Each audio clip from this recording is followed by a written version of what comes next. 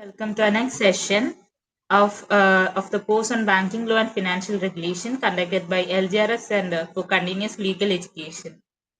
Today we are continuing with the fifth module, banking trends and practical aspects. Over to you, Amit sir. Yeah, good evening. Sorry for being late. So last time we discussed certain things. Now we'll continue to the next topics.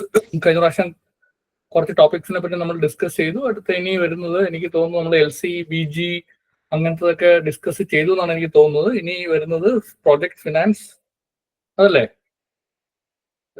Yes, sir. Project finance InvIT read. Okay. ഇതിൻ്റെ അകത്ത് project finance നിങ്ങൾക്ക് project ഫിനാൻസിനെ പറ്റി എന്താ അറിയോ? എന്താ project finance? What is project finance? ഇതിനെ പറ്റി ഒന്നും ഇത് നിങ്ങളൊരു ഒരു ഒരു എക്സാം പോയിന്റ് ഓഫ് വ്യൂവില് എനിക്ക് തോന്നുന്നില്ല പ്രോജക്ട് ഫിനാൻസിനെ പറ്റിയൊക്കെ ഒരു ബാങ്കിന്റെ എക്സാമിന് പ്രോജക്ട് ഫിനാൻസിനെ പറ്റി ഇൻ ഡീറ്റെയിൽ ചോദിക്കും തോന്നുന്നില്ല. But you should know the basics of project finance. What do you mean by project finance?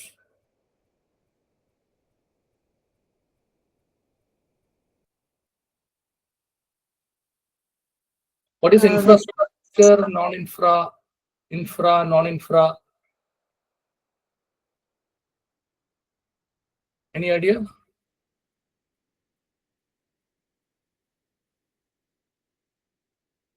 See, project finance or project. What is a project? Project is something which will be having a monetary generation, which is connected, a project which is connected to revenue generation. So project finance എന്ന് പറഞ്ഞു കഴിഞ്ഞാൽ അതിൻ്റെ അകത്ത് ഇൻഫ്രാസ്ട്രക്ചറിനും project finance ചെയ്യാം, non ഇൻഫ്രായ്ക്കും project finance ചെയ്യും. Infrastructure എന്താണെന്നുള്ളത് ministry ഒരു list ഇറക്കിയിട്ടുണ്ട്, harmonious list four project four infrastructure sub sectors എന്നൊക്കെ പറഞ്ഞിട്ട് ഒരു ലിസ്റ്റ് ഉണ്ട്. അപ്പൊ ആ ലിസ്റ്റിൽ പറഞ്ഞേക്കുന്ന സാധനങ്ങൾ, for example road, railway, airport, gas pipe line, ഇങ്ങനെ കുറെ സാധനങ്ങളെ ഇൻഫ്രാസ്ട്രക്ചറായിട്ട് തെരഞ്ഞെടുത്തിട്ടുണ്ട്.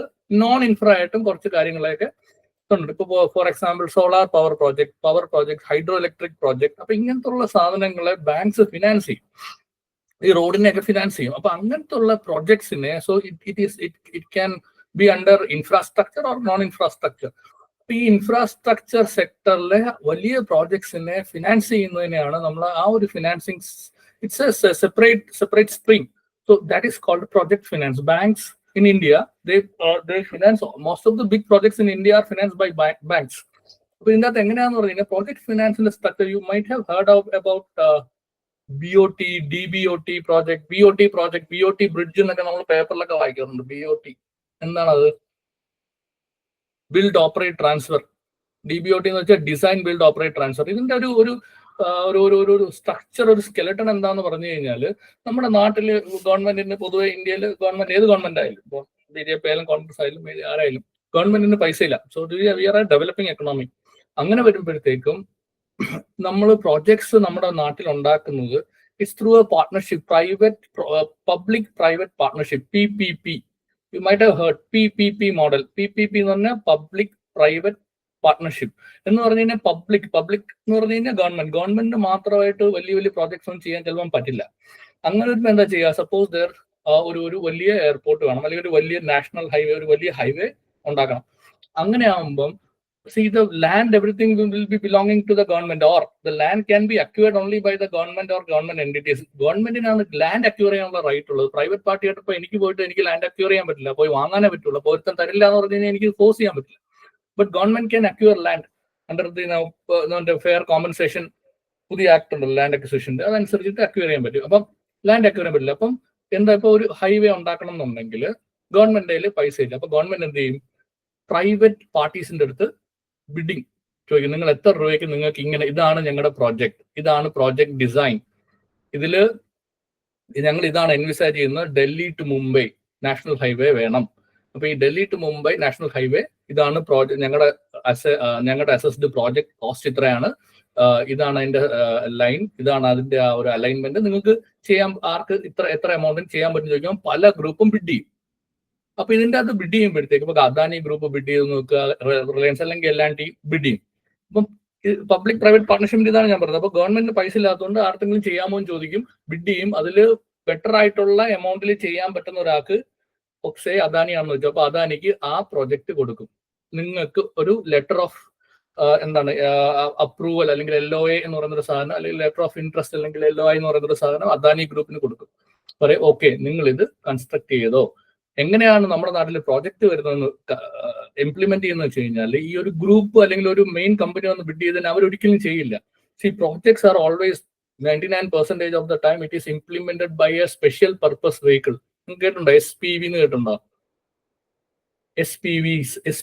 SPV എന്ന് പറഞ്ഞു കഴിഞ്ഞാൽ it's a special purpose vehicle. It's nothing but a company. ആ കമ്പനിയുടെ പ്രത്യേകത എന്താണ്? ആ ഒരു പെർട്ടിക്കുലർ ജോലി ചെയ്യാൻ വേണ്ടി മാത്രം, ഇത് പ്രോജക്റ്റിന് മാത്രമല്ല കേട്ടോ SPV എന്നുള്ള ടേം വരുന്നത്, പല കാര്യങ്ങൾക്കും ആവും.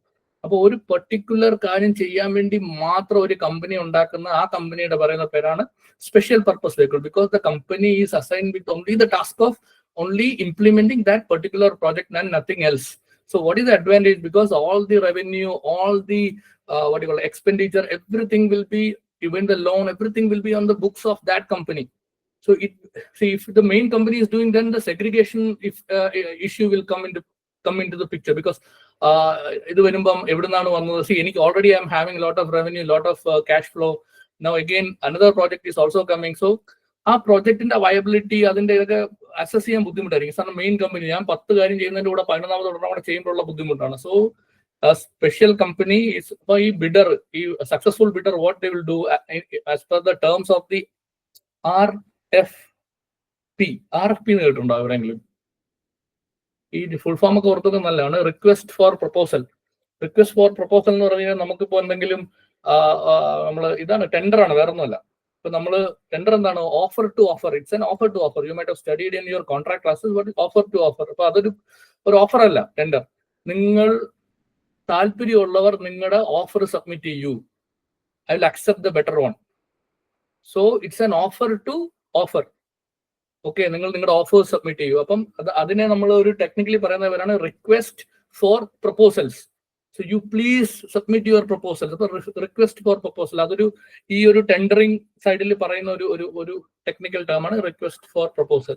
അപ്പൊ ഈ RFPs അത് തന്നെ പറയും, see the successful builder has to form an SPV and SPV has to implement the project എന്നൊക്കെ പറഞ്ഞിട്ട് അതിൻ്റെ അത് പറയും. അപ്പം ഫസ്റ്റ് ഇപ്പൊ നമ്മൾ എക്സ്പ്രഷൻ ഓഫ് നമ്മുടെ റിക്വസ്റ്റ് കൊടുത്തു, അപ്പോൾ ഒരു സക്സസ്ഫുൾ ബിഡർ വന്നു. അടുത്ത ഘട്ടം എന്ന് പറഞ്ഞാൽ bidder will form an SPV. 100% അവരുടെ ഒരു സബ്സിഡറി അവരുണ്ടാക്കും. എന്നിട്ട് എന്താ ചെയ്യുന്നത്? ഈ ഗവൺമെന്റ് അതോറിറ്റി, ഹൈവേ ആണെങ്കിൽ അതിന്റെ അതോറിറ്റി ആരായിരിക്കും? National highways authority of India, NHAI. ഇനി ഏതെങ്കിലും പോർട്ട് ആണെങ്കിൽ കൺസേൺഡ് സ്റ്റേറ്റിലെ മാരിടൈം ബോർഡ് ആയിരിക്കും. അങ്ങനെ ഇറ്റ് ഡിപ്പെൻസ്. അപ്പം ഈ ഒരു ഗവൺമെന്റിന്റെ NHAI എന്താ ചെയ്യുന്നത്? ആ SPVക്ക് ഒരു കൺസെഷൻ എഗ്രിമെന്റ് കൊടുക്കും. കൺസെഷൻ എഗ്രിമെന്റ് എന്ന് പറഞ്ഞാൽ ഇതാണ് ഏറ്റവും പ്രോജക്ട് ഫിനാൻസിലെ ഏറ്റവും ബേസ് ഡോക്യുമെന്റ് എന്ന് പറഞ്ഞാൽ it's A concession agreement. Concession agreement is the agreement through which the SPV is officially formally given the right to implement the project. ആ പ്രോജക്ട് ഇംപ്ലിമെന്റ് ചെയ്യാനുള്ള റൈറ്റ് കൊടുക്കുന്ന മെയിൻ ഡോക്യുമെന്റിന്റെ പേരാണ് കൺസെഷൻ എഗ്രിമെന്റ്. അപ്പൊ concession എഗ്രിമെന്റിൽ അവർ തമ്മിലുള്ള എല്ലാ rights and ലയബിലിറ്റീസും സെറ്റിൽ ചെയ്യും. നിങ്ങൾ എപ്പോഴാണ് ഇത് പൂർത്തിയാക്കേണ്ടത്, എത്ര ദിവസത്തിനകത്ത് പൂർത്തിയാക്കണം, എന്തിന് പിന്നെ അതിന്റെ ബാക്കി കാര്യം, നിങ്ങൾക്ക് ലോൺ എടുക്കാൻ പറ്റുമോ, ലോൺ എടുത്തു കഴിഞ്ഞാൽ നിങ്ങൾക്ക് ബാങ്കിന് എന്തൊക്കെ സെക്യൂരിറ്റി ആയിട്ട് കൊടുക്കാം, എത്ര രൂപ ലോൺ എടുക്കാം, ഇതെല്ലാം പറയുന്ന ഒരു ഡോക്യുമെന്റ് ആണ് കൺസെഷൻ എഗ്രിമെന്റ്. ഇനി നമ്മുടെ നാട്ടിൽ ഈ ഒരു കൺസെഷനർ എന്ന് പറയും മറ്റേ ആളെ. അപ്പൊ SPV കൺസെഷൻ എഗ്രിമെന്റിൽ അതിന്റെ യൂസ് ചെയ്യുന്ന ടൈം കൺസെഷനർ ആണ്. ഈ കൺസെഷനറിന്റെ ബെനിഫിറ്റ് എന്താണ്? ഈ പ്രോജക്ട് ചെയ്ത് കഴിഞ്ഞാൽ what is the benefit? Because they are using their money, they spend money, they implement the project. എന്നിട്ട് അവർക്ക് എന്താണ് അതിന്റെ പ്രയോജനം കിട്ടുക? ടോൾ പോലെയൊക്കെ പോലെയല്ല ടോൾ പിടിക്കാനുള്ള റൈറ്റ്. അപ്പൊ ഈ കൺസെഷൻ അവരുടെ കൺസിഡറേഷൻ എന്ന് പറഞ്ഞു കഴിഞ്ഞാൽ ഈ ഒരു പ്രോജക്റ്റ് ബിൽഡ് ചെയ്ത് കഴിഞ്ഞാൽ അവർക്ക് അത് ഓപ്പറേറ്റ് ചെയ്യാനുള്ള റൈറ്റ് കൊടുക്കും for a particular period of time, say 20 years 30 years. Traffic study ഒക്കെ നടത്തിയിട്ട്, അല്ലെങ്കിൽ ഏത് പ്രോജക്റ്റ് ആണെങ്കിലും അതിനനുസരിച്ചുള്ള റവന്യൂ വരുന്നതിനെ പറ്റിയുള്ള സ്റ്റഡി നടത്തിയിട്ട് അവർക്ക് എത്ര നാൾ കൊണ്ട് ഇത്ര റേറ്റിൽ ടോൾ പിരിച്ചു കഴിഞ്ഞാൽ അവർക്ക് എത്ര നാൾ കൊണ്ട് അവർക്ക് ഇതിന്റെ മുതലും പലിശയും ടൈം വാല്യൂ ഓഫ് മണി, ഇവരുടെ മുതലും പലിശയും എല്ലാം തിരിച്ചു കിട്ടും എന്നുള്ളൊരു കണക്ക് കൂട്ടിയിട്ട് അതുപോലെ okay 30 years you operate and collect toll എന്ന് പറഞ്ഞിട്ട് അവർക്ക് ആ റൈറ്റ് കൊടുക്കും. സോ ദെയർ ബെനിഫിറ്റ് ഈസ് എന്താണ്? implement the project, then they operate it for a certain period of time, then after that it has to be transferred to the government. അപ്പൊ അതുകൊണ്ടാണ് നമ്മുടെ നാട്ടിൽ ഇതിനെ BOT എന്ന് പറയുന്നത്, ബിൽഡ് ഓപ്പറേറ്റ് ആൻഡ് ട്രാൻസ്ഫർ. ഇതിനെ ഉണ്ടാക്കുന്നു, ഹൈവേ ഉണ്ടാക്കുന്നു, എന്നിട്ട് ഹൈവേയിൽ ഒരു 10-20 വർഷം ടോള് പിരിക്കുന്നു, 20 വർഷം കഴിയുമ്പോൾ അത് തിരിച്ച് ഗവൺമെന്റിന് തിരിച്ചു കൊടുക്കുന്നു. അപ്പൊ അതുകൊണ്ടാണ് നമ്മുടെ നാട്ടിൽ ഈ ടോൾ പരിപാടിയൊക്കെ നടക്കുന്നത്, ബിൽഡ് ഓപ്പറേറ്റ് ആൻഡ് ട്രാൻസ്ഫർ. ഈ DBOT എന്ന് പറഞ്ഞിട്ടാണെങ്കിൽ ഗവൺമെന്റ് പറയും ഡിസൈൻ ചെയ്യുന്നതും കൂടെ ഈവൻ ചെയ്യണം. DBOT പ്രോജക്റ്റ് ആണെങ്കിൽ ഈ കൺസെഷണർ ആണ് ഇത് ഡിസൈനും ചെയ്യണം, ദെൻ ബിൽഡ് ചെയ്യണം, ഓപ്പറേറ്റ് ചെയ്യണം, ട്രാൻസ്ഫർ ചെയ്യണം. DBOT BOT പ്രോജക്റ്റിനൊക്കെ നമ്മുടെ നാട്ടിൽ കേൾക്കുന്ന ഈ സാധനമാണ്. അപ്പൊ ഇതുകൊണ്ട് അവർക്ക് കിട്ടുന്ന ബെനിഫിറ്റ് ഈ ടോളാണ്. ബാങ്ക്സിന് എന്താണ് ബെനിഫിറ്റ്? ബാങ്ക്സ് എന്താ ചെയ്യുക? ബാങ്ക്സ് എന്താ വെച്ചാൽ ഇതിന് ടോട്ടൽ പ്രോജക്ട് കോസ്റ്റ് ആണ്. ഇംപ്ലിമെന്റ് ചെയ്യാൻ വേണ്ടി ഇത്ര രൂപ, 100 രൂപ വേണം എന്നുള്ളൊരു ഇതുണ്ടെന്ന് വെച്ചോ, ടോട്ടൽ പ്രോജക്ട് കോസ്റ്റ്. അപ്പൊ ഈ ടോട്ടൽ പ്രോജക്ട് കോസ്റ്റിൽ ഒരു 25-30% അവര് ഈ പാരന്റ് കമ്പനി ഫണ്ട് ഇൻഫ്യൂസ് ചെയ്ത് SPVയുടെ പൈസ 25-30 രൂപ. ബാക്കി 70 രൂപ എന്ന് പറയുന്നത്, അല്ലെങ്കിൽ 70% എന്ന് പറയുന്നത് ദേ അപ്രോച്ച് ലെൻഡേഴ്സ്, ബാങ്ക്സ്. അപ്പൊ ഈ 70%-ഓളമാണ് സാധാരണഗതിയിൽ ബാങ്ക്സ് ഈ ഇതിന് ലെൻഡ് ചെയ്യുന്നത്. ഞാൻ പറഞ്ഞില്ല, ഇപ്പൊ നാഗ്പൂർ മുംബൈ എക്സ്പ്രസ് വേ എന്ന് പറയുന്ന ഒരു വലിയ എക്സ്പ്രസ് വേ ഉണ്ട്, 702-703 കിലോമീറ്റർ ഉള്ള ഒരു എക്സ്പ്രസ് വേ ആണ്, സൂപ്പർ എക്സ്പ്രസ് വേ ആണ്, വലിയ എക്സ്പ്രസ് വേ ആണ്. ആ എക്സ്പ്രസ് വേയുടെ ടോട്ടൽ പ്രോജക്ട് കോസ്റ്റ് എന്ന് പറയുന്നത് 55,000 crores ആയിരുന്നു. ഈ 55,000 crores അവർക്ക് പൈസ ഉണ്ടായിരുന്നതുകൊണ്ട്, കാരണം അത് നടത്തിയത് MSRDC, Maharashtra state road development corporation ആയതുകൊണ്ട് അവർക്ക് പൈസ ഉണ്ടായിരുന്നുണ്ട്. 27,000 ആണ് അവർ ലോൺ എടുത്തത് ബാങ്ക്സിന്, 27,000. സോ ഏകദേശം 50% അവരിട്ട്, ഏകദേശം 50% ബാങ്ക്സ് ഇട്ടു. അപ്പം ബാങ്ക് 50-70 അങ്ങനെ വരും. അപ്പം ബാങ്ക് ഫണ്ട് ചെയ്തു. ഈ ബാങ്കിന് എന്താണ് പ്രയോജനം എന്ന് പറഞ്ഞു കഴിഞ്ഞാൽ, ഈ കിട്ടുന്ന toll will be deposited in an escrow account. Escrow account എന്ന് പറഞ്ഞ ഒരു അക്കൗണ്ട്, ഈ പേരൊക്കെ ഓർത്തുന്നതല്ല, എസ്ക്രോ അക്കൗണ്ട് എന്ന് പറഞ്ഞ അക്കൗണ്ട് പേരാണ്, അതൊരു കറണ്ട് അക്കൗണ്ട് ആണ്. അപ്പൊ ഇവരുടെ റവന്യൂ എല്ലാം ഈ അക്കൗണ്ടിൽ ഇടാൻ പറ്റുള്ളൂ. അപ്പൊ ഈ റവന്യൂ പിരിക്കുന്ന ടോളെല്ലാം ഈ അക്കൗണ്ടിലോട്ട് വന്ന് വീഴും. ഈ അക്കൗണ്ട് അവരുടെ ബാങ്ക്സിന്റെ കയ്യിലാണ്.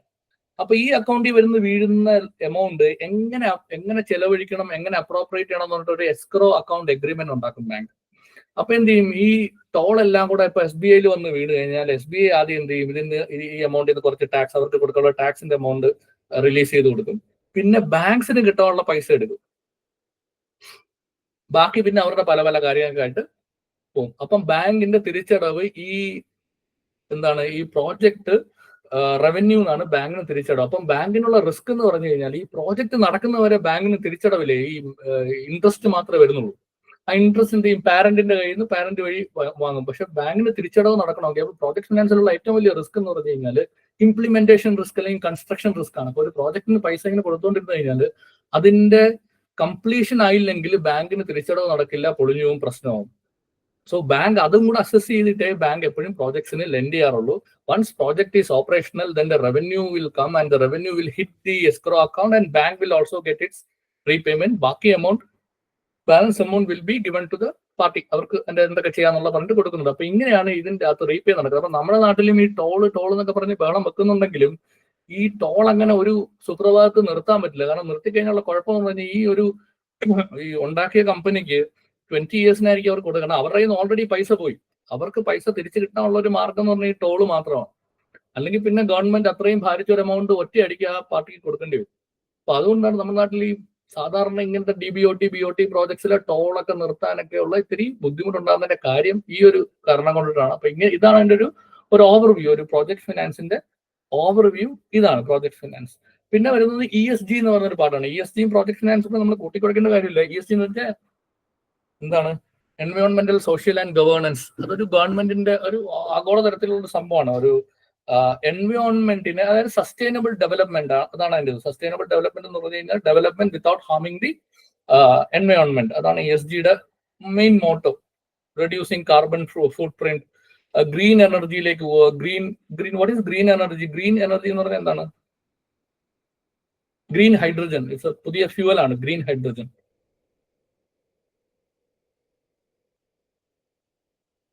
Green. Sustainable energy resources. What is green? Sustainable energy resources. അത് എന്താണ് ഗ്രീൻ എന്നുള്ള വാക്ക്? ഈ പ്രൊജക്ട് സൈഡിൽ നമ്മൾ കേട്ട് കഴിഞ്ഞാൽ ഇപ്പൊ ഗ്രീൻ എനർജി എന്ന് പറഞ്ഞു കഴിഞ്ഞാൽ അതിന്റെ അർത്ഥം, we are using only renewable energy sources, water, wind. ഇത് അല്ല നമ്മൾ ഫോസിൽ ഫ്യൂൽസ് കത്തിക്കുന്നില്ല, കാർബൺ ഫുട് പ്രിന്റ് വരുന്നില്ല, കാർബൺ എമിഷൻ വരാത്ത രീതിയിൽ നമ്മൾ എന്തൊക്കെ ചെയ്യുന്നോ എന്താണ് prefix the term green to that. ഇപ്പൊ ഗ്രീൻ ഹൈഡ്രജൻ, ഇപ്പൊ പുതിയൊരു ഫ്യൂലാണ് hydrogen. So hydrogen fuel hydrogen can be extracted or it can be produced in many ways. അപ്പൊ അതിൽ ഏറ്റവും കൂടുതൽ ത്രസ്റ്റ് ഉള്ള ഒരു ഏരിയ എന്ന് വെച്ചാൽ ഗ്രീൻ ഹൈഡ്രജൻ ആണ്. So green hydrogen means while producing green hydrogens, in none of the steps that carbon emission is not involved, or usage of fossil fuels are not involved. അതായത് call അല്ലെങ്കിൽ petrol അങ്ങനത്തെ സാധനങ്ങളൊന്നും use ചെയ്യാതെ ഇപ്പം wind, മറ്റേ water അല്ലെങ്കിൽ solar, ഇതൊക്കെ use ചെയ്ത് നമ്മൾ ഉണ്ടാക്കുന്ന എനർജിയാണ് നമ്മൾ green energy, because there is no fossil fuels involve. അപ്പൊ അതാണ് ഗ്രീൻ എനർജി എന്ന് പറയുന്നത്. ഗ്രീൻ എനർജി, ഈ സോളാർ ഏറ്റവും മെയിൻ ആയിട്ടുള്ള സോളാർ ആണ്. നമ്മൾ സോളാർ പാനൽസ് വെച്ചിട്ട് സോളാർ എനർജി എടുക്കുക. അപ്പൊ അതൊക്കെ ഗ്രീൻ ഇതാണ്. അപ്പൊ ESG എന്ന് പറയുന്നത് ഈ ഇങ്ങനെ ഗ്രീൻ എനർജി പ്രൊഡക്ഷൻ എല്ലാം ഗ്രീൻ ഒരു രീതിയിലേക്ക് പോവാന്നുള്ളതിന്റെ ഒരു എൻവയോൺമെന്റൽ, സോഷ്യൽ ആൻഡ് ഗവേണൻസ് എന്ന് പറയുന്ന ഒരു ഇതാണ് ഗ്രീൻ. ഇപ്പൊ ഇന്ത്യൻ ബാങ്ക്സിന് തന്നെ ഫോറിൻ, ഇപ്പൊ KFW പോലുള്ള ഓരോ ഫോറിൻ ഒത്തിരി ഇൻസ്റ്റിറ്റ്യൂഷൻസ് ഉണ്ട്. They will give lend money to bank. SBI ക്ക് ലെൻഡ് ചെയ്യാറുണ്ട്. So they will give money to bank. ചിലപ്പോൾ ഇൻട്രസ്റ്റ് ഇല്ലാതെ ആയിരിക്കും തരുന്നത്. For what purpose? For on lending it to only to green projects. അപ്പൊ നമ്മൾ ഇപ്പൊ SBIക്ക് അങ്ങനെ ഒരു ലോൺ കിട്ടുമ്പോൾ I give it to our customers, green energy production കസ്റ്റമേഴ്സിന് കൊടുക്കുന്നു, അല്ലെങ്കിൽ agriculture is using green energy കൊടുക്കുമ്പോൾ what is their benefit? Their benefit is they are getting, my customers are getting it in a very low rate of interest. കാരണം ഞാൻ bank എങ്ങനെ interest നിശ്ചയിക്കുന്നത് അറിയാം. You know how banks determine there rate of interest. അതായത് വലിയ ബാങ്ക്സിന് interest rate എപ്പോഴും കുറവായിരിക്കും. ചെറിയ ബാങ്ക്സിലൊക്കെ പോയി കഴിഞ്ഞാൽ സ്ലൈറ്റ്ലി കൂടുതലായിരിക്കും ഇഫ് യു ടേക്ക് ലോൺ. ഇപ്പൊ SBIയിൽ ആണ് പറയപ്പെടുന്നത്, എനിക്കറിയില്ല, ചിലതൊക്കെ വ്യത്യാസം ഉണ്ടാവും. എന്നാലും ഇപ്പൊ SBIയിലൊക്കെ വന്നു കഴിഞ്ഞാൽ ഇൻട്രസ്റ്റ് റേറ്റ് സ്ലൈറ്റ്ലി കുറവായിരിക്കും compared to other banks. Why it's like so?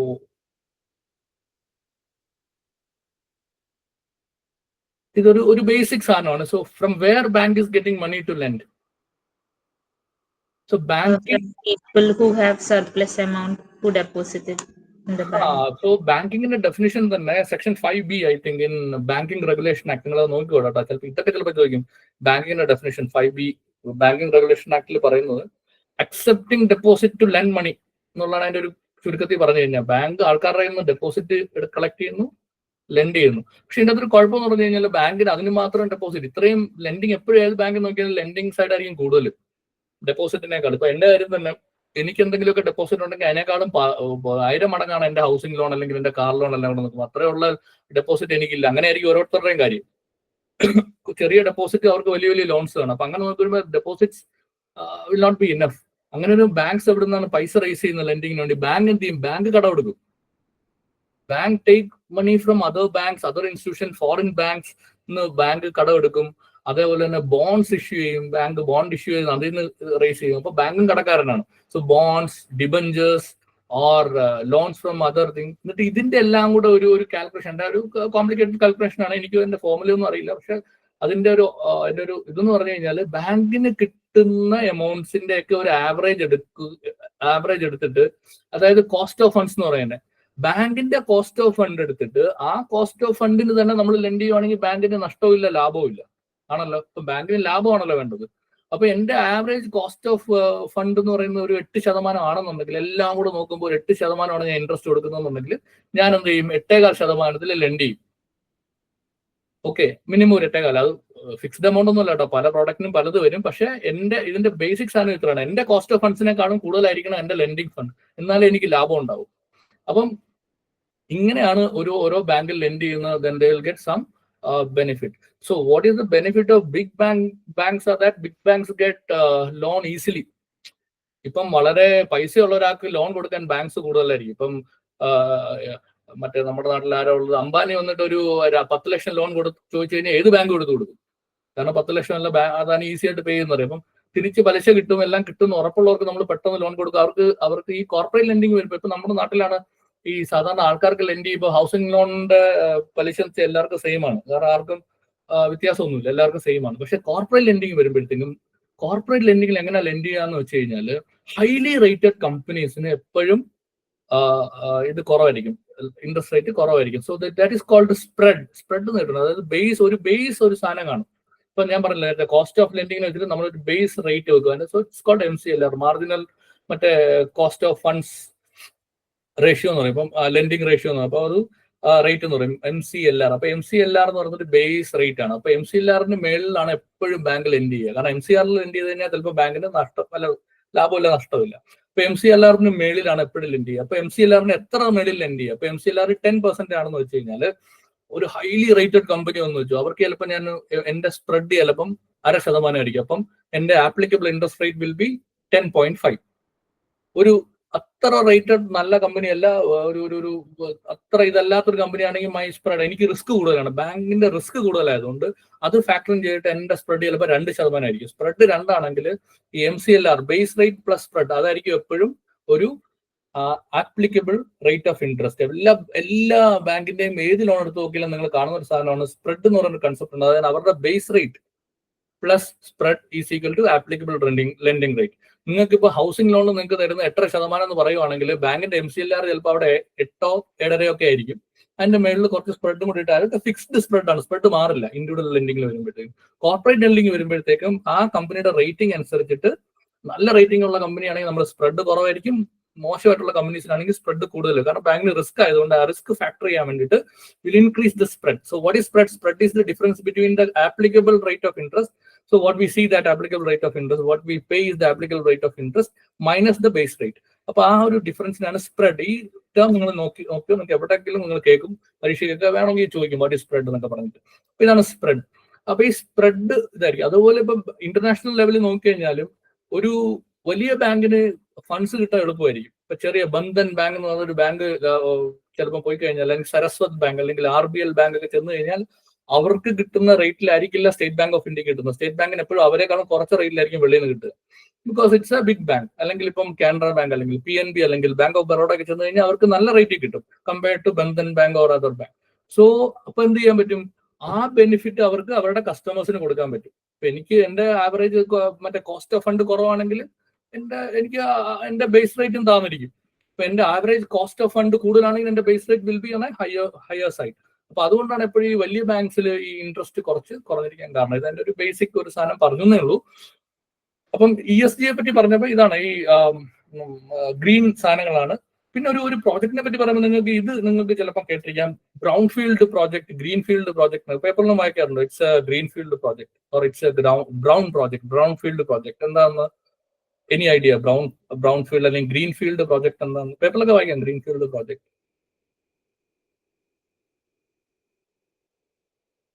Okay, green field project എന്ന് പറഞ്ഞു കഴിഞ്ഞാൽ ഒന്നുമില്ലാതെ നിന്നും നമ്മൾ ഒന്നേന്ന് ലാൻഡ് അക്വയർ ചെയ്ത് ഡിസൈൻ ചെയ്ത് ഒരു പുതിയ സാധനം ഉണ്ടാക്കുന്നതിനാണ് it's a green field project.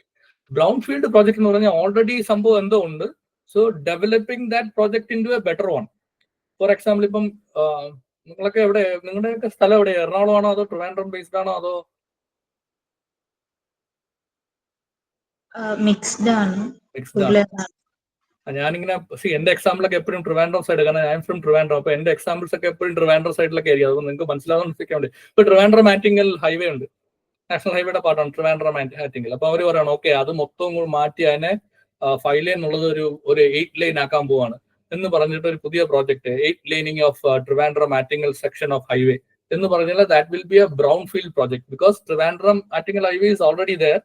So we are further developing it into a wider one with 8 lanes plus some other amenities attached to it. അപ്പൊ അങ്ങനെ it's a brown field project. അല്ലെങ്കിൽ ഇപ്പോൾ ഒരു സ്റ്റീൽ പ്ലാന്റ് വലുതായിട്ട് work ചെയ്യുന്നില്ല ഇങ്ങനെ കിടക്കുന്നതിന് ഞാൻ അതിൻ്റെ അകത്ത് സ്റ്റീൽ പ്ലാന്റിന്റെ കപ്പാസിറ്റി കൂട്ടി മില്യൺ ടൺസ് പെർ MTPA ഇത്ര 50 മറ്റേ മില്യൺ അല്ലെങ്കിൽ 50 മില്യൺ MTPA ആക്കുന്ന ആണ് ചെറു. അപ്പൊ അതിന്റെ കപ്പാസിറ്റി കൂട്ടുവാണ് സ്റ്റീൽ പ്ലാന്റിന്റെ. സോ അങ്ങനെയൊക്കെ ഓരോന്ന് കൂട്ടുന്ന ഒരു സാധനമാണ്. ഓൾറെഡി ഉണ്ട്, അതിനെ ഡെവലപ്പ് ചെയ്യുന്നത് നമ്മളെപ്പോഴും ബ്രൗൺ ഫീൽഡ് പ്രോജക്ട് എന്ന് പറയും.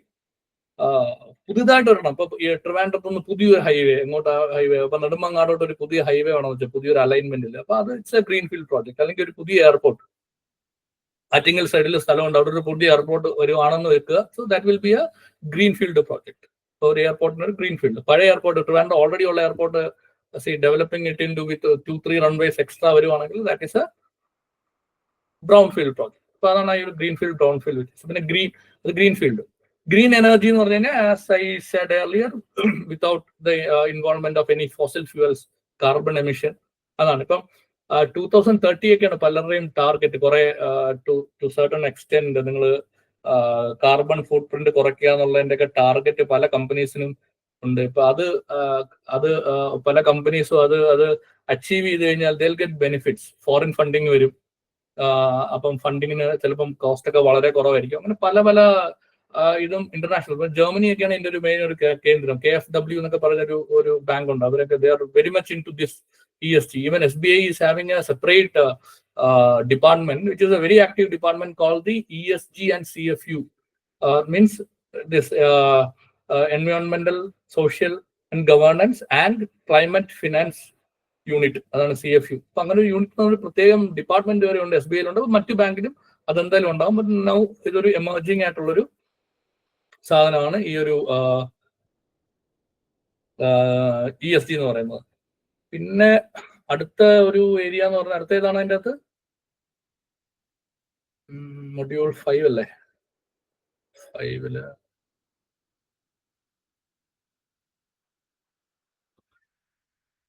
understanding equity funding mechanism in investment banking, equity funding instruments, regulatory structure, debt funding instruments. Equity funding, what is equity funding? Investments.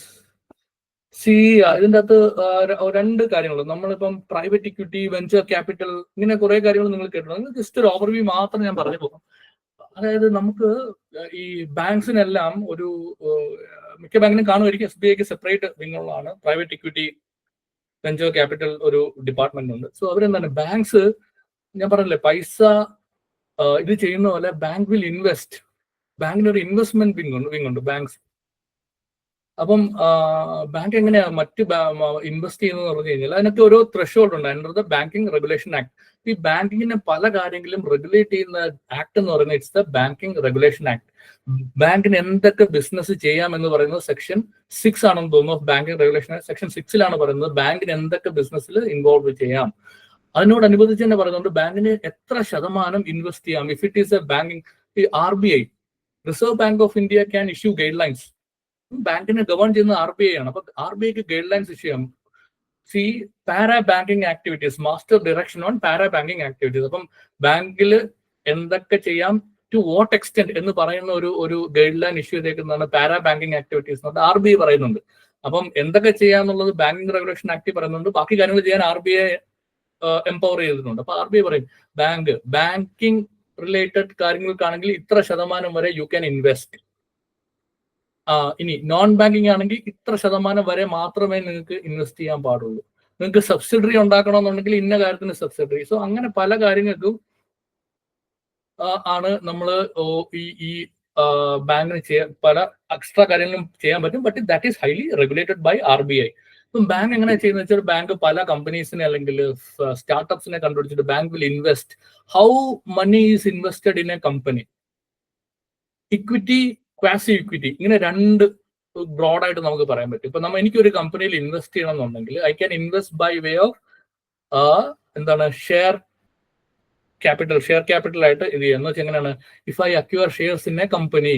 ഇപ്പൊ എനിക്ക് കമ്പനിയിൽ ഒരു 10 കോടി ഇൻവെസ്റ്റ് ചെയ്യണമെന്നുണ്ടെങ്കിൽ ഞാൻ 10 കോടി രൂപയ്ക്ക് ആ കമ്പനിയുടെ ഷെയർ ഞാൻ പർച്ചേസ് ചെയ്യുവാണ്. അപ്പൊ ഞാൻ ആ ഷെയർ പർച്ചേസ് ചെയ്യുമ്പോഴത്തേക്കും 10 കോടി രൂപ കമ്പനിക്ക് കിട്ടുന്നു. 10 കോടി രൂപ that company will get 10 crore. അപ്പോൾ അത്രയും amount is invested into the company for their business, and what I'll getting is I'll get 10 that shares for 10,000 or as per the value, and ഇത്രയും number of shares I'll be getting. So I'll be holding the shares. നാളെ ഈ company രക്ഷപ്പെടുവാണെങ്കിൽ ഷെയറിന്റെ price increase ചെയ്യും. that time I can sell it off. If I sell it off I'll get the profit. അതാണ് ബാങ്കിന് കിട്ടുന്ന profit, അല്ലെങ്കിൽ ഏതൊരാൾക്കും കിട്ടുന്ന profit. ഇനി തിരിച്ചാണെങ്കിൽ ലോസും ആവാം. ഇപ്പം ബാങ്ക് ഞാൻ ഇൻവെസ്റ്റ് ചെയ്ത് ഒരു ഷെയർ 10 രൂപയ്ക്കാണ് വാങ്ങിച്ചത്, പക്ഷെ കമ്പനി പിന്നീട് ഞാൻ 5 രൂപയ്ക്ക് വിൽക്കേണ്ടി വന്നു കഴിഞ്ഞാൽ ഓൺ ദ ലൂസിംഗ് സൈഡ്. അപ്പം ഒരു ഇതെന്ന് പറയുന്നത് ഇക്വിറ്റി ഇൻവെസ്റ്റ്മെന്റ് ആണ്. ഏതാണെന്ന് കണ്ടുപിടിച്ചിട്ട് കറക്റ്റായിട്ട് എന്റെ ഇക്വിറ്റി ഇൻവെസ്റ്റ് ചെയ്യുക, അതായത് ഷെയർസ് വാങ്ങും. 2, ബോൺസ് എന്ന് പറയുന്ന സാധനമുണ്ട്. ഓരോ കമ്പനിയും ബോൺസ് ഇഷ്യൂ ചെയ്യും. കമ്പനീസ് ഇഷ്യൂ ചെയ്യുന്ന ബോൺസ് നമ്മൾ സബ്സ്ക്രൈബ് ചെയ്യും. ഓക്കെ, എനിക്കൊരു 5000 ബോൺസ് വേണം എന്ന് പറഞ്ഞിട്ട് ആ പൈസ ഞാൻ കൊടുത്തിട്ട് അത്രയും ബോൺസ് ഞാൻ വാങ്ങിക്കും. ഈ ബോൺസിന് ഒരു എന്താ പറയുക, ഒരു മെച്യൂരിറ്റി പീരീഡ് ഉണ്ടാവും. ആ മെച്യൂരിറ്റി പീരീഡ് കഴിയുമ്പോഴത്തേക്കും അവരെനിക്ക് ആ ബോണ്ടിന്റെ പൈസ, ഇപ്പൊ മെച്യൂരിറ്റി പീരീഡ് ആകുമ്പോൾ ഞാൻ ഈ ബോൺസ് മെച്യൂർ ആയെന്ന് പറയുമ്പോൾ അവരെനിക്ക് ഈ ബോൺസിന്റെ പൈസ തിരിച്ചു തരും. ഞാൻ 100 രൂപയ്ക്ക് ബോണ്ട് വാങ്ങിച്ചു കഴിഞ്ഞാൽ 2 വർഷം കഴിയുമ്പോൾ മെച്യൂരിറ്റി പീരീഡ് ആകുമ്പോൾ മെച്യൂരിറ്റി പീരീഡ് ആയെന്ന് പറയുമ്പോൾ അവരെനിക്ക് ഈ ബോണ്ട് തിരിച്ചു തരും. അപ്പൊ പിന്നെ എനിക്ക് എന്താ ലാഭം?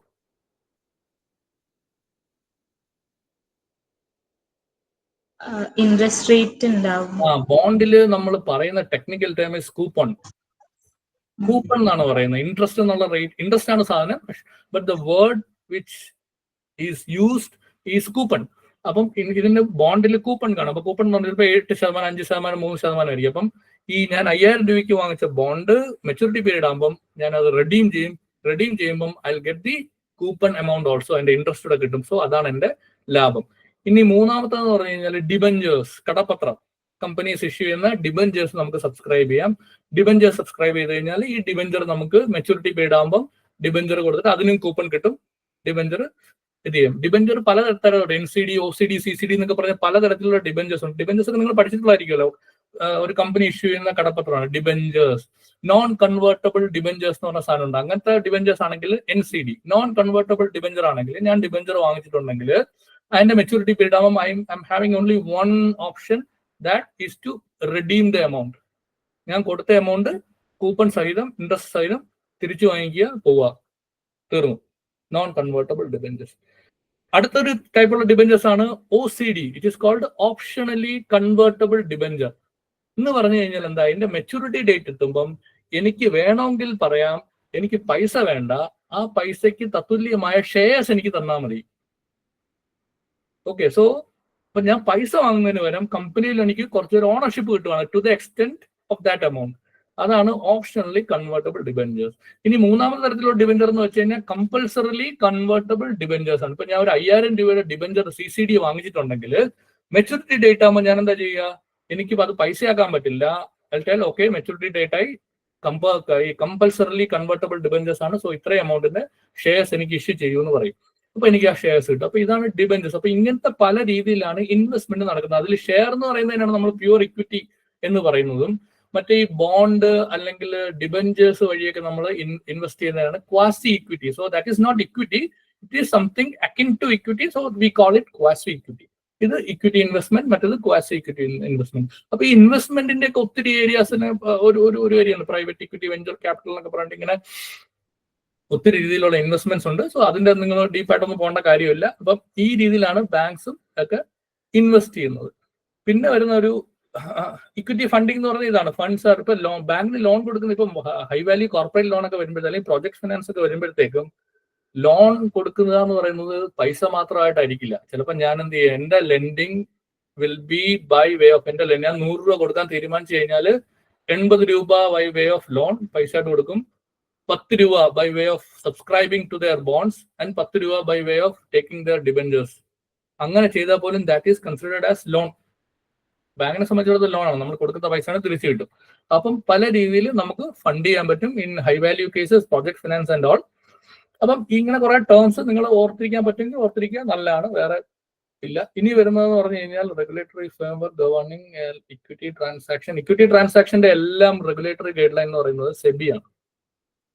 ഇപ്പം ബാങ്കിനെ ഗൈഡ് ചെയ്യുന്നത്, ബാങ്കിങ് ഫംഗ്ഷൻസും ബാങ്കിന്റെ കാര്യങ്ങളെല്ലാം റെഗുലേറ്റ് ചെയ്യുന്നത് RBI ആണെങ്കിൽ, അതിൻ്റെ അകത്ത് ഇപ്പം RBI പെർമിറ്റ് ചെയ്യുന്ന ട്രാൻസാക്ഷൻ നമ്മൾ നടത്തുമ്പോൾ, if equity is involved or share purchase or share transaction or anything to do with shares ഉണ്ടെന്നുണ്ടെങ്കിൽ will be additionally bound by the guidelines issued by SEBI. ഇപ്പം ബാങ്ക്സ് ആണെങ്കിലും ആരായാലും ഈ ഇക്വിറ്റി മാർക്കറ്റിൽ എന്തെങ്കിലും ചെയ്യുന്നുണ്ടെങ്കിൽ the SEBI is the regulator, Securities Exchange Board of India. അത് ബോംബെയിലാണ് അതിന്റെ ഹെഡ് ഓഫീസ്, നിങ്ങൾക്ക് അറിയായിരിക്കും. SEBI ആണ് അതിന്റെ റെഗുലേറ്റർ. ബാങ്കിങ് ഓപ്പറേഷൻസിന്റെ മറ്റ് റെഗുലേറ്റർ, മെയിൻ ആയിട്ടുള്ള റെഗുലേറ്റർ എന്ന് വെച്ചാൽ RBI ആണ്. SEBI ആണ് ഇക്വിറ്റി മാർക്കറ്റിന്റെ റെഗുലേറ്റർ.